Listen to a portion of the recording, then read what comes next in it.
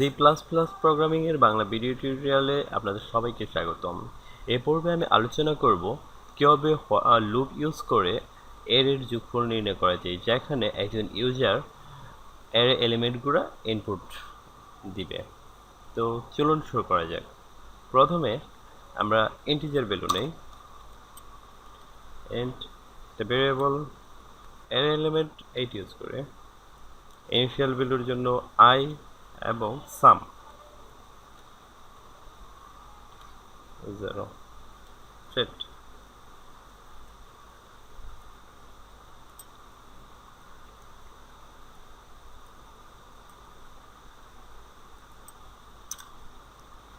User friendly করার জন্য আমরা সি আউট নেই।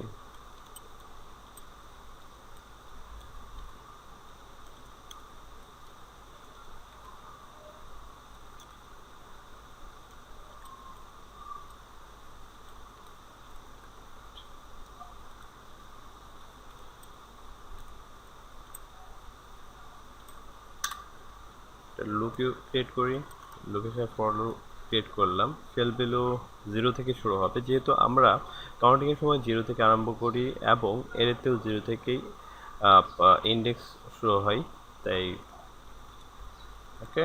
তারপর আমরা ইনপুটের জন্য সিন নেই, একটা ফর লুপ ক্রিয়েট করি।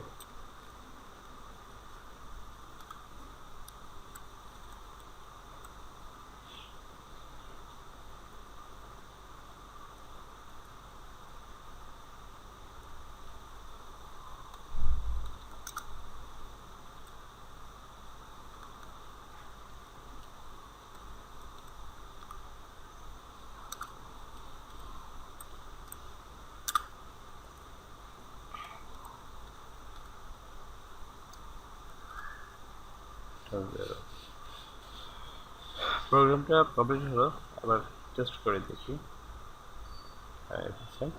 Input they 1 2 3 4 5 6 7 8, the summation is 36. Okay, program ঠিকভাবে রান করেছে। তাহলে এবার এক্সপ্লেন করি। আমরা যখন এখানে 8টা এলিমেন্ট নিয়েছি, তো ইনিশিয়াল ভ্যালুটা 0 নিয়েছি, কারণ এর ইন্ডেক্সের কাউন্টিং এখানে 0 থেকে শুরু হয়। যখন প্রথম ইনপুট দেওয়া হবে তার ইন্ডেক্স হবে 0, তারপর পর্যায়ক্রমে এক এক করে বাড়বে, এভাবে এইটা থেকে ছোটো হবে। যদি 0 থেকে কোনো 7 পর্যন্ত যাবে আর কি। তারপর সি ইন নিলাম, সি ইন এক্স ভেরিয়েবল, আর ইন্ডেক্সের জন্য আমরা আই নিয়েছি। তারপর ফর লুপ ক্রিয়েট করেছি, এবং যখন সামেশনের জন্য যখন শূন্যর সাথে প্রথম ইন্ডেক্স যোগ হবে, যেমন ধরুন